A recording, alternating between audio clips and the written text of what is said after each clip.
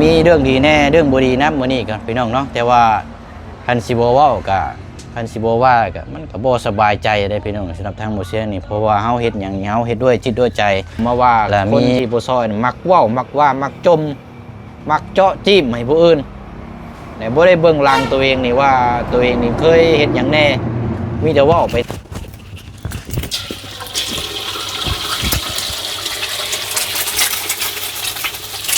จากแล้วเราไปลินเฮือนหมู่ไปหากินเหล้า ห่วยช่างว่าแท้โอ้สากกับบกใหญ่อย่างนี้เนาะ เด้อ ทำไข่เจียว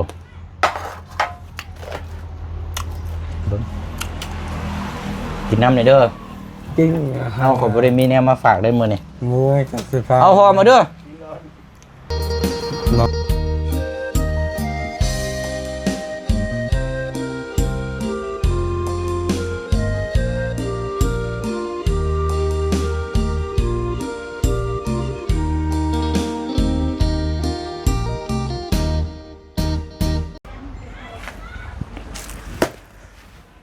ถึงมื้อใดสิออกลูกนี่ก็เนาะมากกใหญ่แท้นี่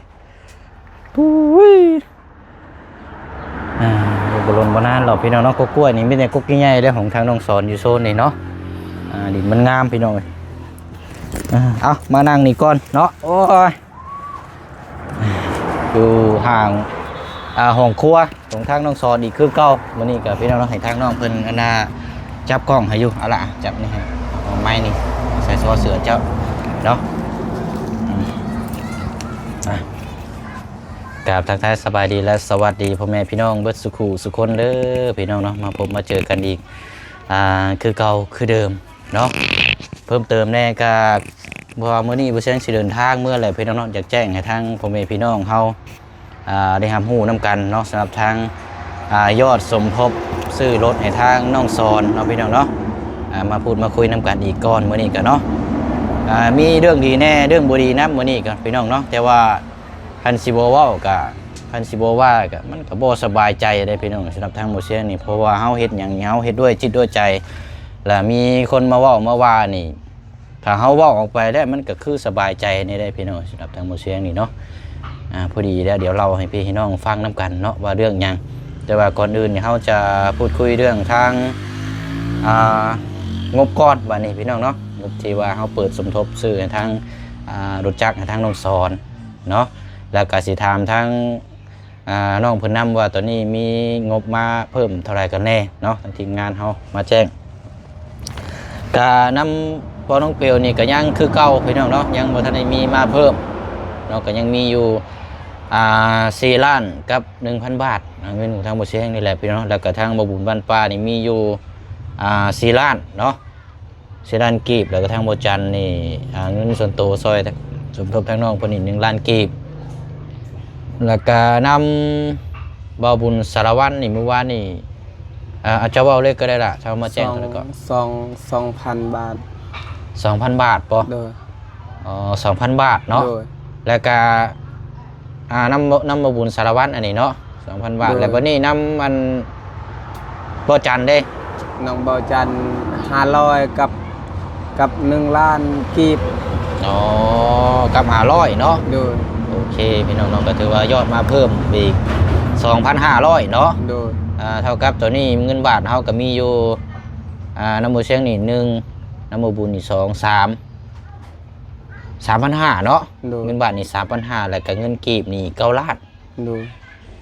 เอาพี่น้องเนาะความฝันของทางน้องเพิ่นนี่ใกล้จอจี้เข้ามาแล้วพี่น้องเนาะจังได๋ก็ฝากพ่อแม่พี่น้องติดตามแล้วก็เป็นกำลังใจเลยพี่น้องเด้อเนาะรุ่นก็ตามที่ผู้เชี่ยวแจ้งพี่แจ้งน้องไปแล้วพี่น้องก็อยากได้แบบใหม่ๆในทางเมืองลาเพื่อนพี่น้องซื้อเอกสารอย่างครบตามถูกต้องตามกฎหมายแต่ว่ากันเขาก็รุ่นไปน้ำกันแล้วพี่น้องเนาะก็สิสมทบไปเรื่อยๆเนาะอันนี้ก็เกิดศรัทธาจากทางผู้ใหญ่ใจบุญว่าสิสดซอยทางเมืองลาเพื่อนแบบใด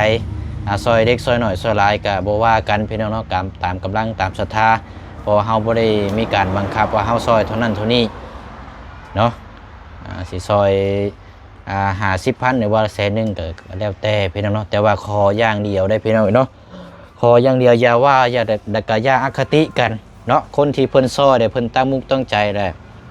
บัดนี้มาเว้ามาว่าคนที่บ่ซอยมักเว้ามักว่ามักจมมักเจาะจิ้มให้ผู้อื่นแต่บ่ได้เบิ่งหลังตัวเองนี่ว่าตัวเองนี่เคยเฮ็ดหยังแน่มีแต่เว้าไปหน้าเนาะเพราะฉะนั้นก็บ่อยากให้เว้าให้ว่าพี่น้องนี่เนาะอยากให้เว้าในความเป็นจริงที่เพิ่นหลายคู่หลายคนซอยกันเนาะยกตัวอย่างก็คือกันพี่น้องเอ้ยเป็นหยังเพิ่นเป็นหยังบ่เชิงจังว่าแล้วกับพี่น้องเพิ่นจังว่าอยากให้เปิดสมทบเพราะว่ามันซอยกันหลายคู่หลายคนแล้วมันแล้วไวแล้วก็ หนึ่งมานี่มันก็สำเร็จไวทุกอย่างนึงต้องเป็นทีมจังสิขับเคลื่อนแล้วก็จังสิสำเร็จไวพี่น้องฟุตบอลก็ต้องเป็นทีมแล้วก็ต้องมีโค้ชมีคนสอนแล้วก็สร้างถนนหนทางจังซี่ก็คือกันพี่น้องต้องมีผู้ดูแลต้องมีผู้กำกับบ้านเมืองเฮานี่ก็คือกันต้องมีคนผู้ดูแลต้องมีคนบังคับต้องมีคนที่เอาใจใส่มันจังสิเบิ่งน้ำกันไล่มันจังสิสำเร็จอะไรพี่น้องมันต้องมีคนเบิ่งมันต้องมีคนดูแลแต่ว่ามันก็ต้องมีแหละคนอคตินะแต่ว่า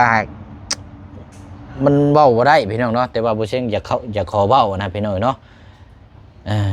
เอาเดี๋ยวขอเว้าอีกจังน้อยเนาะพอดีว่าเมื่อวานนี่ก็ได้ลงคลิปไปเนาะที่บ่เช่นได้ไปหาทางอาเจืองแหละมีคอมเมนต์นึงอีกแล้วพี่น้องเนาะโอ้ยสิเว้าบ่เนาะนี่พี่น้องเนาะอย่าเครียดอย่าว่าบ่เช่นเด้อพี่น้องเนาะแต่ว่าเพิ่นก็ว่าด้วยความมาเพิ่นอาจจะเห็นในช่องอื่นหรือว่าเพิ่นอาจสิเว้าใส่น้ำบ่เสียงก็เป็นไปได้นี่เนาะแต่ว่าอันนี้เพิ่นบ่ได้อคติทางกันเฮาประสบทางน้องๆเพิ่นแต่ว่าก็มีส่วนน้ำกันนั่นแหละเดี๋ยวเพิ่นเว้าใส่น่าจะเว้าใส่ทั้งสะพานบุญหรือว่าเว้าใส่ทั้งคนนกเปลวก็เป็นไปได้อันนี้นะเนาะก็คือจุดประสงค์นั้นลงคลิปไปเมื่อวานนี่บ่เชิงก็แจ้งเรื่องงบรถของทางทั้งสอนก็ยังบ่ทันได้มีมาเพิ่ม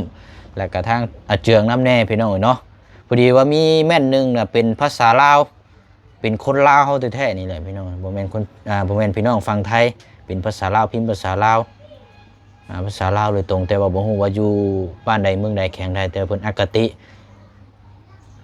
แต่บ่เสียงน่ะบ่ฮู้เราพี่น้องบ่ฮู้จักกันเนาะเพิ่นเขียนมาว่าเพิ่นเว้าใช่ว่าเป็นสะพานบุญน่ะต้องโปร่งใสแล้วก็ต้องชัดเจนกว่านี้แล้วก็ต้องบอกรายละเอียดให้ทางผู้ใหญ่เพิ่นรับรู้แล้วก็ทางพี่น้องให้ชัดเจนกว่านี้เนาะ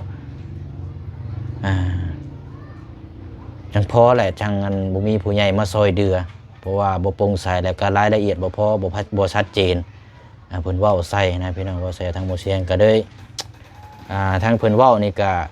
ถือว่าแม่นเนาะบางคู่หลายคนแต่ว่าสำหรับทางบ่เสียงนี่ก็จะขอแจ้งเลยเนาะพี่น้องเนาะทางผู้ใหญ่เพิ่นมอบหมายมาให้นี่เพิ่นแจ้งยอดมาให้คือเพิ่นว่ามาให้ทางบ่เสียงนี่เป็นสะพานบุญให้นี่4ล้านกีบ4ล้านกีบหรือ4ล้าน200,000ก็ว่ากันไปเขาจะไปแจ้งยอดก่อนและตามมานี่เขาก็จะซื้ออุปกรณ์แล้วก็จะแจ้งอีกทีนึงเพิ่นเอามีแต่แจ้งอย่างเดียวนะคือรายละเอียดเขาต้องมาก่อนอยู่แล้วแต่ว่าเราน่ะบ่ฮู้เราเว้าใส่บ่เสียงนะพี่น้องว่าบ่โปร่งใสเฮ็ดจังซี่ก็เลยบ่สบายใจเม่นนี่พี่น้องเนาะเป็นคนลาวนี่แหละพี่น้องเดี๋ยวบ่เสียงปักหมุดไว้ให้อีกเนาะโอ้ยพี่น้องเอ้ยเนาะคันสิเว้านี่ถ้าว่าเฮาบ่โปร่งใสหรือว่าบ่ชัดเจนเฮ็ดเวียกเฮ็ดงานนี่บ่เสียงนี่บ่อยู่ได้ฮอดซุมื้อนี้ดอกพี่น้องเนาะเป็นหยังจังว่าจังซั่นเงินที่เพิ่นซอยเพิ่นฝากมานั่นถ้าว่าเพิ่นอยากเอาโคมอย่างถ้าเพิ่นอยากเอาพิษอย่างนี้ก็ได้พี่น้องเนาะเพราะว่าสมัยนี้มันทันสมัยแล้วก็การติดต่อโซเชียลมันก็ง่ายเนาะถ้าว่าบ่เสียงเป็นจังซั่นคือทางเราเว้านะพี่น้องบ่เสียงไปแต่เฮิงแล้วเนาะก็อยากให้เข้าใจน้ำกันพี่น้องเนาะแล้วก็นึงมานี่ผู้ใหญ่นี่ที่เพิ่นสิมอบหมายให้สะพานบุญแต่ละคู่แต่ละคนนี่เพิ่นก็เข้าใจอยู่เพิ่นก็ต้องเบิ่งนํว่าสะพานบุญคนนี้นี่ต้องเฮ็ดงานบุคลิกแบบใดการเว้ากันจาคำเว้าคำจาอธิบายเป็นมาจังใดเพิ่นเบิ่งมาเบิดพี่น้องแล้วเพิ่นจังสิมอบหมายให้ผู้นั้นผู้นี้เนี่ยส่งต่อสมทบเอาง่ายรวบรวมมาแล้วก็คือบ่เสียงเว้ากินนี่แหละพี่น้องมันขึ้นอยู่กับปัจจัยกับศรัทธาผู้อุ้มสู้และทางผู้ใหญ่ว่าเพิ่นสิซอยแบบใดมุมใดเจใดเนาะอันนี้เฮาตัดสินใจบ่ได้นี่พี่น้องเพิ่นฝากมาให้เฮาก็เฮ็ดไปตามจุดประสงค์ของทางเพิ่นเนาะแต่ว่าเรื่องรายละเอียดเรื่องโปร่งใสนี่เฮาแจ้งตลอด เดี๋ยวเฮาก็เฮ็ดเวียกไปตามคือเคสของทางอาเจืองในตอนนี้เนี่ยทางพลเปียวก็เฮ็ดตลอดเฮ็ดไปตามขั้นตอนมื้อนี้ก็ถือว่าสำเร็จไปอีกขั้นตอนนึงเนาะเอาเดี๋ยวประมาณซะนี้แหละพี่น้องเนาะยอดกะน้ำมูเชียงนี่ยังมีอยู่4ล้านกับ 1,000 บาทอีกคือเก่าเนาะแล้วก็น้ำมาบุญมัดปลากับ4ล้านทั้งหมดจันกับ1ล้านกับ500 บาทเนาะแล้วก็ทั้งมาบุญสารวัตรนี่มีอยู่ 2,000 บาทเนาะเพราะว่าผู้เชี่ยวชาญฮู้ได้ขอแจ้งยอดน้ำกันรวมได้ก็ได้เนาะพี่น้องแจ้งเพื่อทีมงานเนาะแต่กับรวมแล้วก็ทั้งหมดทั้งมวลนี่9ล้าน3,500 บาทในตอนนี้เนาะก็ยังขาดอีกอยู่พี่น้องยังขาดลายอยู่เนาะไปบัดนี้พี่น้องมาพูดมาคุยน้ำกันก็ได้ว่าได้ก็คือว่าสบายใจอยู่ได้บัดนี้เนาะโอ้ยแต่ห้าบ่เว้านี่ก็เมื่อยได้พี่น้องเนาะเดี๋ยวเบิ่งทางมุกลาเพิ่นก่อนจักเฮ็ดบ่ชักอยู่ในพุ่นพี่น้อง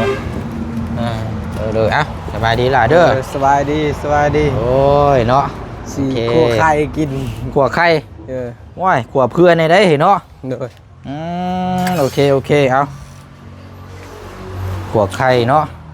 ขัวไข่ต้มไข่แม่นหั่นแหล้วพี่น้องเนาะเอาเบิ่งนำกันเนาะเฮ็ดแนวอยู่แนวกินใช้ไข่เจ้านี่จีออบ่น่ะเลยจี2 ฟอง2 ฟองเอาน้ำมันใส่ก่อนไปทอดก่อนไปใส่เลยไปใส่หน่อยแท้นะ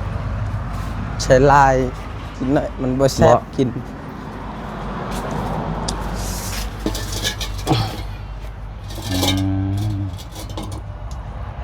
ข้าวเที่ยงบ่คือข้าวเช้านี่ข้าวเช้า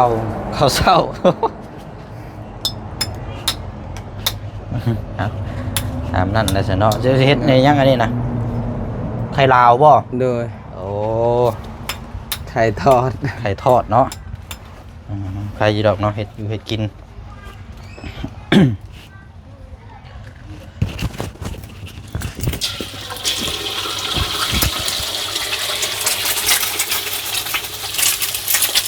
โอ้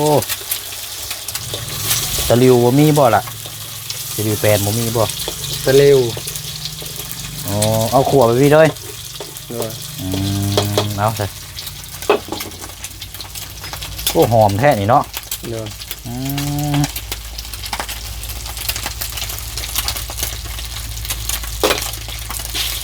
โอ้ยาเด้เนาะบางได้พุ่งได้โอ้เห็นกับข้าวหอมแท้นี่ได้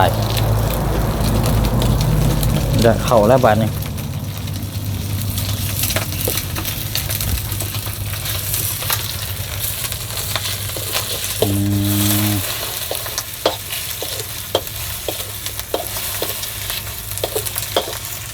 เอาได้แล้วเนาะ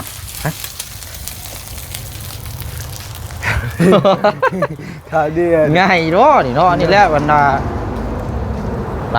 ลายคนหลายพี่น้องเพิ่นก็ว่าอยากกินเจียวไข่ทอดไข่แล้วมันกินง่ายเนาะดู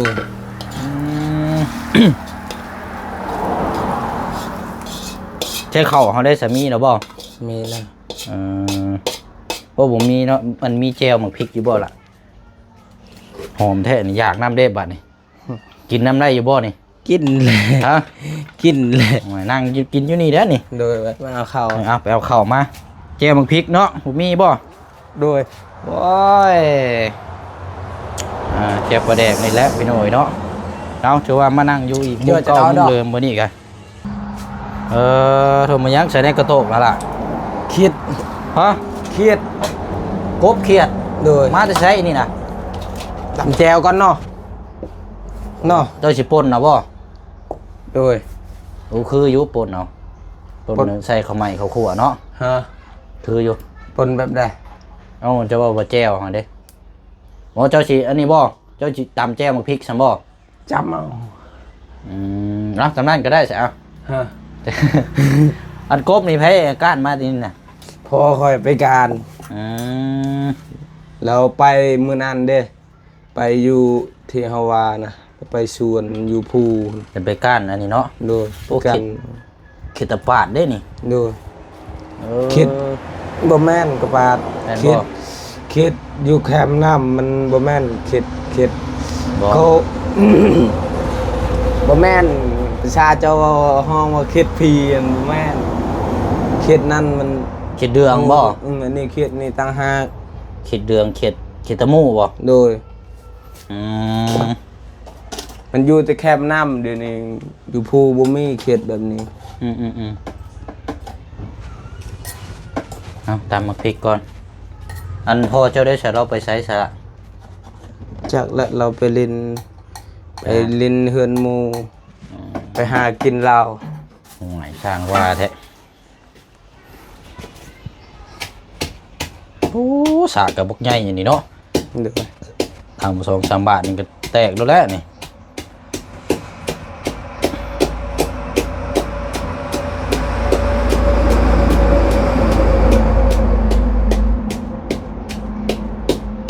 แตกแล้ว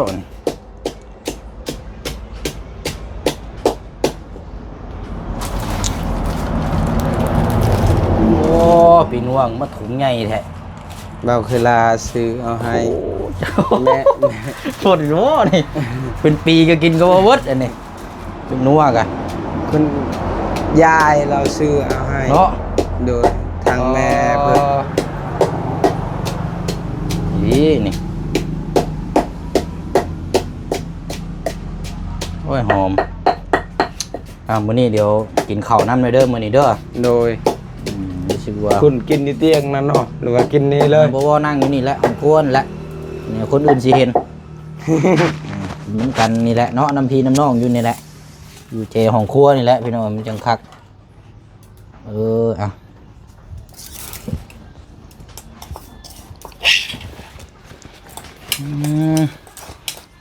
แดดมื้อนี้ก็เนาะ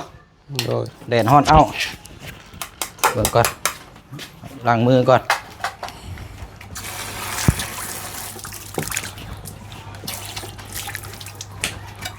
ค่าน้ำนี่เสียแล้วบ่ล่ะเดือนนี้นะ ยัง ยังอยู่บ่ โดย อืม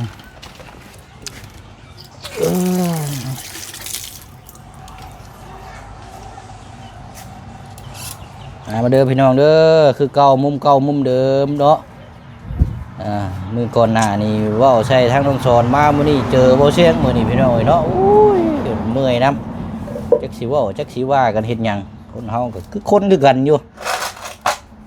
เมื่อย เอากิน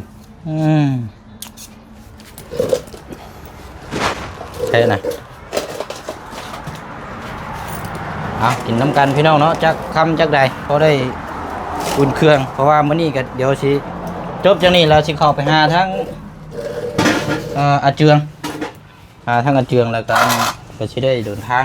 ไปสิเมื่อบ้านก่อนเพราะว่ามาหลายมื้อเลยแต่ว่าเก่ามื้อนี้ได้พี่น้องเดินทางมาตอนที่แรกว่าสิเมื่อตั้งแต่มื้อวันอาทิตย์แล้วพอดีว่าค่าติดเวียกทั้งตัวนี้แหละพี่น้องทั้งเสาทั้งเสานี่แต่ว่าเฮาเรียบร้อยแล้วทั้งเสานี่ก็เลยมีแต่สิเดินทางเมื่อก่อนจักมื้อ2 มื้ออย่างงานทั้งนั้นนำแน่ครับรู้สึกว่ารถนี่ก็ เบรกได้พี่น้องเหยียบดังอีดไข่เจียว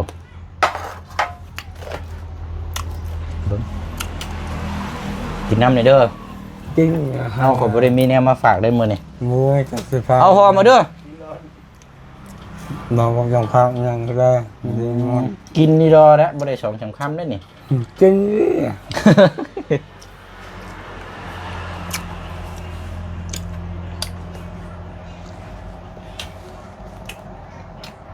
ต้องเอาเกลือบ่ใส่กันนี่จะบ่ได้เอาน้ำปลาบ่ เฮ้ย มันจะเค็มแล้วเนาะมีหมักนาวนี่มาใส่นี่จังน้อยพักเด้อนี่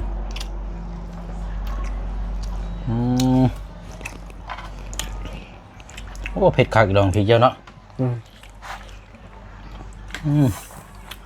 เขาเชียงแล้วนี่พี่น้อง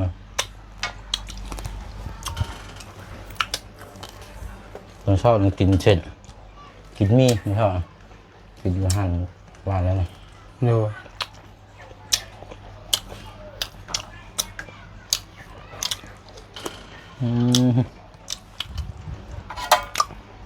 เครียดอีกแซ่บ ไปต้มเลยเนาะ ต้มตัวใดพอค่อย พ่นเอาเด้อแช่พ่นแล้วก็พ่นใส่พวกบัวข้าวคั่วแล้วก็น้ำมันต้มมันกลับเนาะจะแช่บัวต้มหรือสิ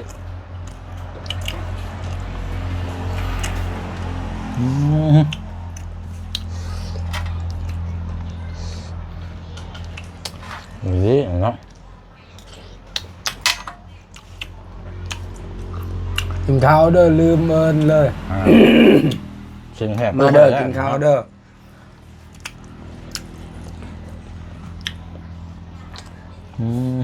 กินแม่ใครจัง กินแล้ว ชอบแบบบุกินแบบนี้โอ้ยตายมื้อนี้มีไผแน่เขามาหาในร้านมื้อนี้ ยังมีไผเข้ามาบ่ เลย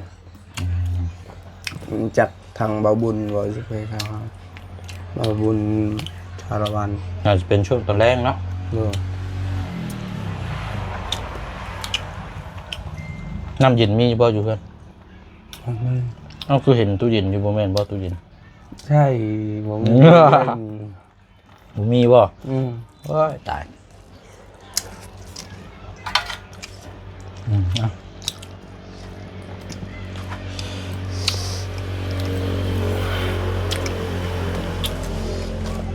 กินละเขียดนี่แซ่บเด้อ กินมีเอื้อยคนหนึงคนติดต่อมาหาแต่ว่านานแล้วพี่น้องเพิ่นอยากเว้ากับเจ้าสิคุยนำบ่ เฮ้ย เป็นคนอยู่สวรรค์เท่านี้แหละพี่น้องเพิ่นกับเป็นผู้สาวโสดได้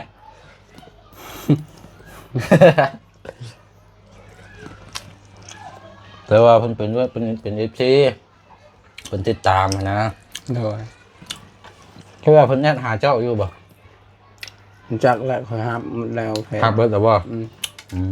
คันเขาแบดคอยก็ฮับบ่ได้แล้วบ่ฮู้จักเฟซเขาซ้ำผู้ใดคอแล้วคอยฮับผู้ใดบ่คอแล้วคอยบ่ฮับเด้อคอยบ่ฮู้จัก แม่นแล้วเนาะ คอยบ่กล้าฮับ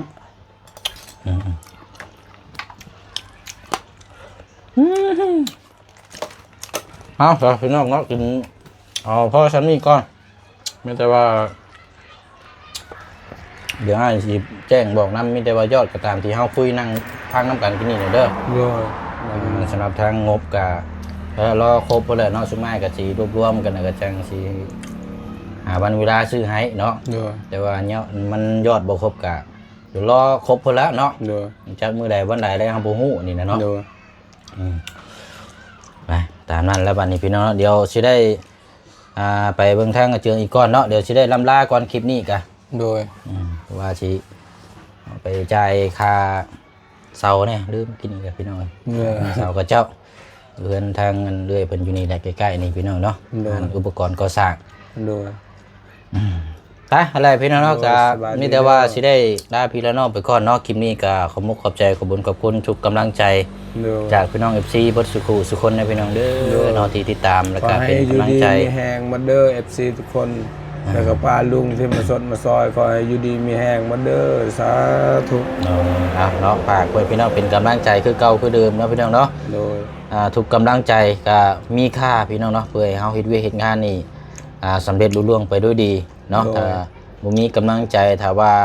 บ่มีคนอุ้มสู้หรือว่าบ่มีคนที่ซัพพอร์ตหรือว่าบ่มีคนที่เบิ่งแยงหรือว่าบ่มีคนที่อุปถัมภ์ความสู้หรือว่าทุกสิ่งทุกอย่างอะไรพี่น้องเนาะ โดย มันก็บ่สำเร็จพี่น้องเนาะมีแต่ว่าก็ขอบคุณขอบใจหลายๆเลยพี่น้องเด้อเนาะเอาผู้เพิ่นเว้าผู้เพิ่นว่าก็บ่เป็นหยังเนาะพี่น้องเนาะเพิ่นอยากเว้าเพิ่นก็ว่ามาเลยพี่น้องเนาะ ผู้ใดอยากเว้าก็เว้ากับตามใจเขาเขาคิดว่าเขาทำดี ในชีวิตเฮาแล้วก็แล้ว เขาจะว่าแบบนั้นแบบนี้ตามใจเขาสิว่ายังไงเขาอยากสิคอมเมนต์เฮาว่าเฮาเป็นคนบ่ดีหรือว่าดี เขาคิดว่าเฮาทำดีที่สุดแล้วก็พอเท่านั้น บ่ต้องเพิ่นบ่ได้เข้าใจเฮาด้วยทุกอย่างดอกเนาะ โดย แต่ว่าขออย่างเดียวขอให้เฮาน่ะยึดมั่นในตัวเฮาเอง โดย และปัจจุบันนี้เฮาอยู่แบบใด โดย อยู่กินแบบใดอยู่ในฐานะแบบใดและเฮาฮู้ว่าเฮาอยู่แบบใดและเฮา เพิ่นน่ะบ่เข้าใจหรอกพี่น้องเนาะคนอื่นบ่เข้าใจแต่ว่าเฮาเข้าใจว่าเฮาเฮ็ดสิ่งที่เฮาเฮ็ดอยู่ปัจจุบันตอนนี้เฮาเต็มที่ โดย ที่สุดแล้วก็เนาะถือว่าที่สุดแล้วเนาะ โดย ไปอะไรพี่น้องเนาะเป็นกำลังใจเบิดสุขูสุคนเด้อพี่น้องเด้อเนาะที่พบเจออุปสรรคอย่างต่างๆในตอนนี้เนาะก็ขอให้ผ่านพ้นไปเนาะมีแต่เรื่องแนวดีๆเข้ามาในชีวิตและในครอบครัวเนาะพอน้องปิวกับทางน้องสอนลาพี่และน้องไปก่อน โดยสบาย บาย ดี ได้อพี่น้องเด้อเนาะกินข้าวต่อเลยก็ได้ละ